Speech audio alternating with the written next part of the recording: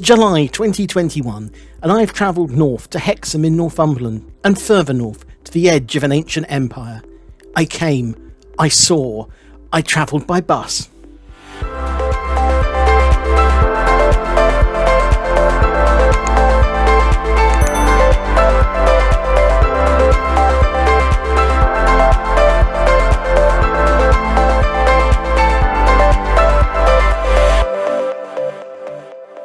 Located at the confluence of the North Tyne and South Tyne rivers, Hexham has at times been the centre of its own county, Hexhamshire, as well as an important judicial centre for the troubled borderlands between England and Scotland.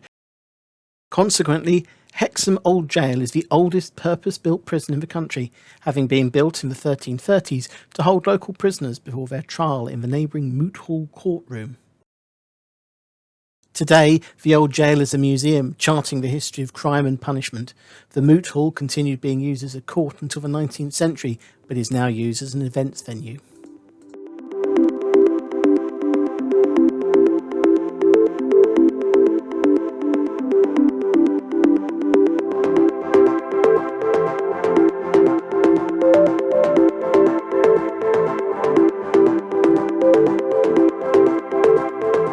Through the passageway under the Moot Hall, and you reach the ancient marketplace of Hexham, the Shambles Market, and the 7th century Abbey.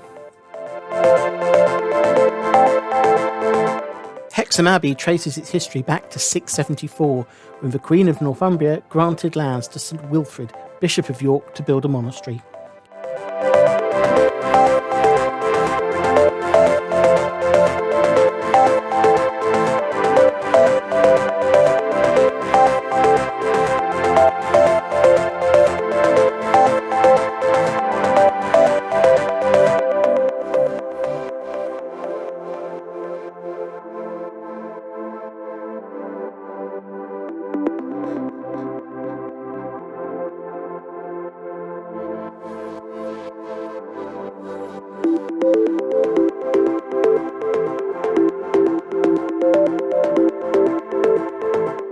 The original building was built using all the convenient stone the Romans had just left lying around in the form of forts and a great big wall. The crypt of the church dates from this time, although at the time of filming it wasn't open to visitors.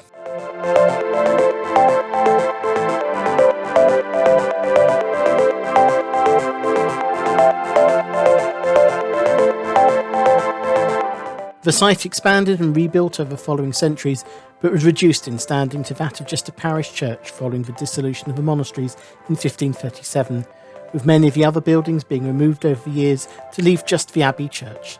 The night stairs that lead up the gallery and from there into the dorms are a small reminder of its former role. Whilst there's no evidence of the Romans having been in Hexham, just a few miles away, the evidence of the edge of the ancient world's greatest empire is everywhere, and Hexham is a good place to base yourself for discovering the Roman world of Hadrian's Wall. Around 4 miles east of Hexham is the town of Corbridge, and just on the edge of the modern town is Coria. A Roman fort, it occupied a vital location at the junction of the north-south Deer Street, which started in Eberacum, modern-day York, and continued into Scotland, and the Staingate, which ran east-west from here to what is today Carlisle. The fort was here by 84 AD, predating the wall by nearly 40 years.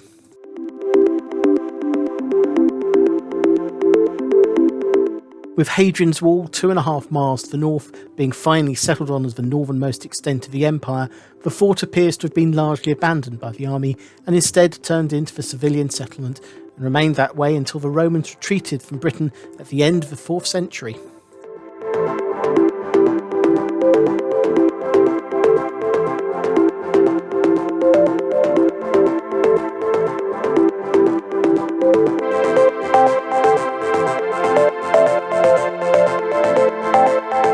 The on-site museum houses a number of finds from across the site.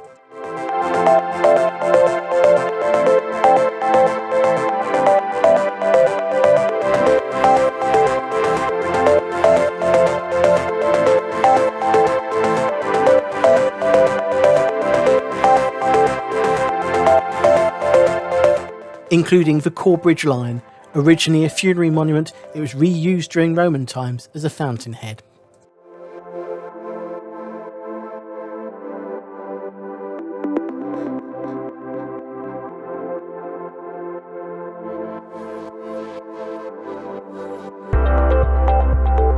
"7 miles northwest of Corbridge and we reach the Roman fort of Cilurnum, today called Chesters, the best preserved of the forts along Hadrian's Wall.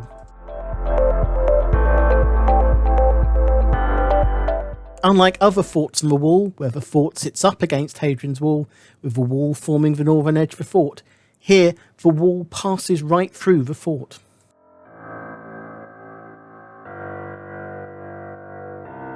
The site was important as it guarded the bridge across the North Tyne River here, a key weak point on the line of the wall.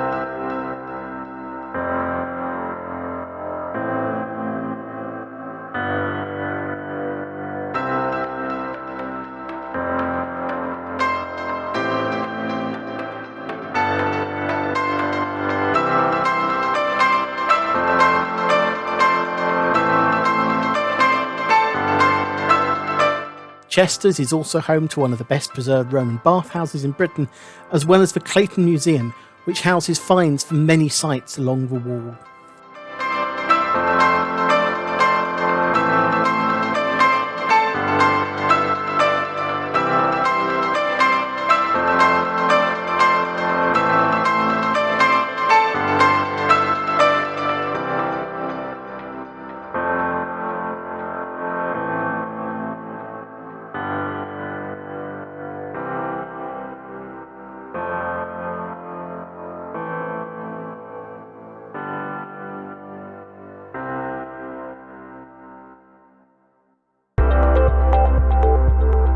"3 miles west and you reach the site of Brocolita Fort. Today, little remains of the fort, though the outline is visible from aerial photos.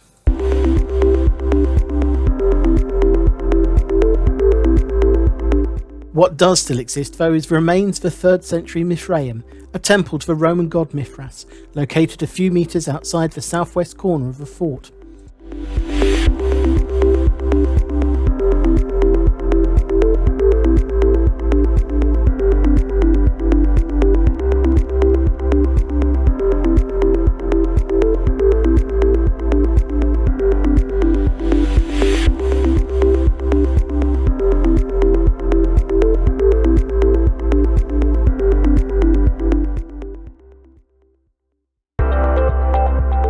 5 miles further west along the wall and we reach the most famous of the wall forts, Housesteads.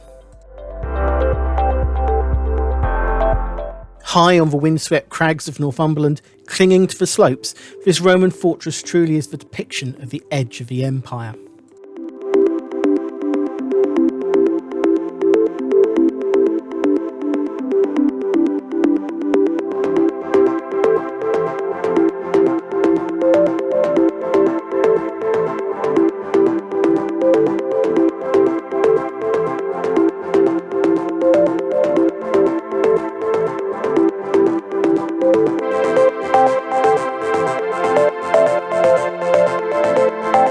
The remains of buildings tumble down the steep slopes away from the wall towards the valley that helped to protect the rear of the fort.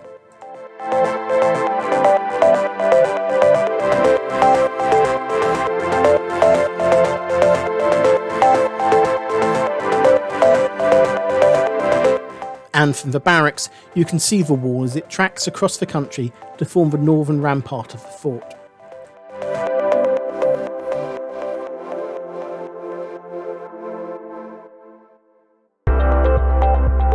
Two miles south of the wall, and the next stop on our journey is the supply fort of Vindolanda.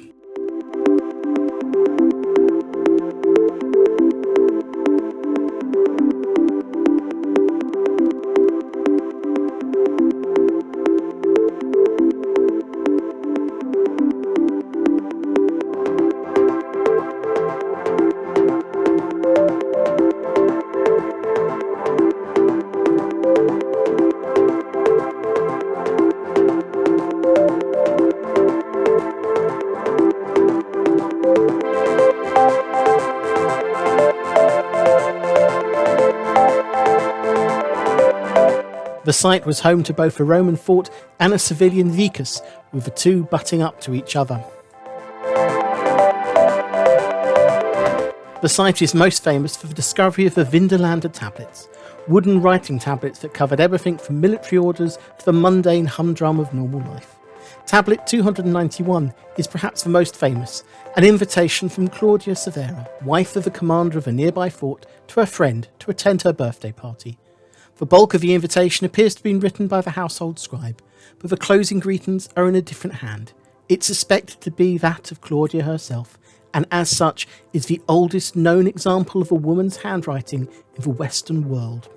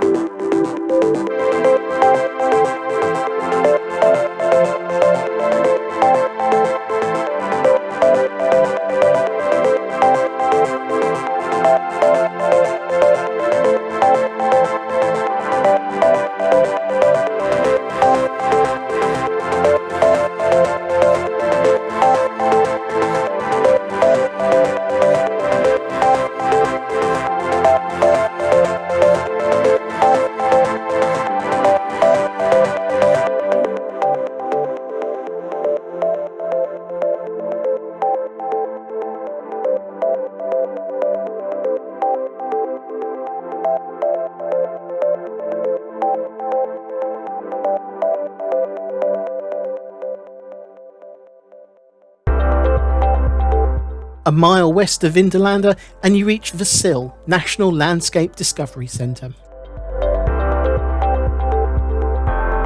The Visitor Centre houses exhibitions on the Northumberland National Park, but the most important feature is its roof, which you can climb to take in the views of one of the most dramatic sections of the wall as it clings to the top of the crags of Steel Rig.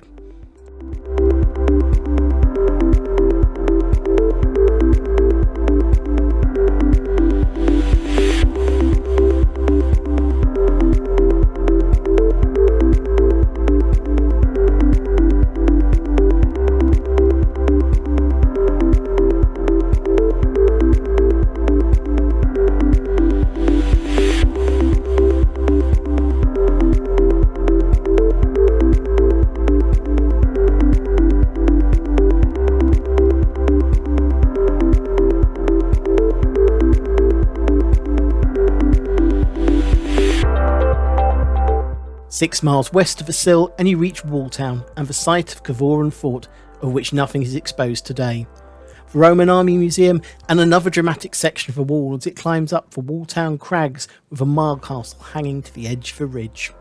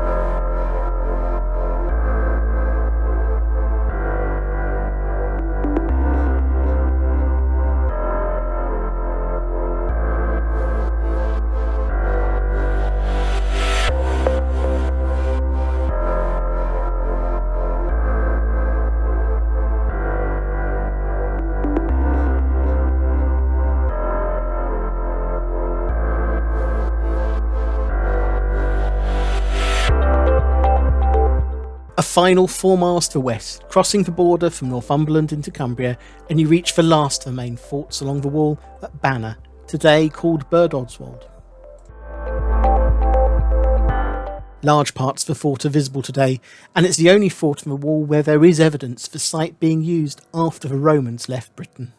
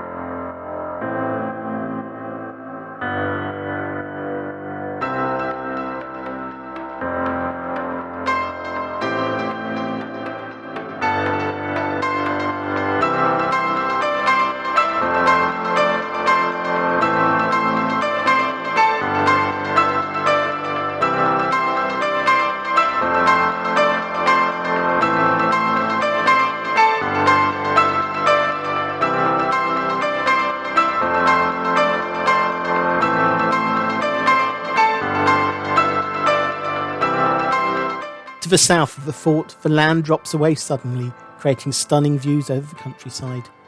Today, their views of a peaceful island, but you can imagine a Roman soldier standing here, on a windswept hillside at the northern extremity of the empire.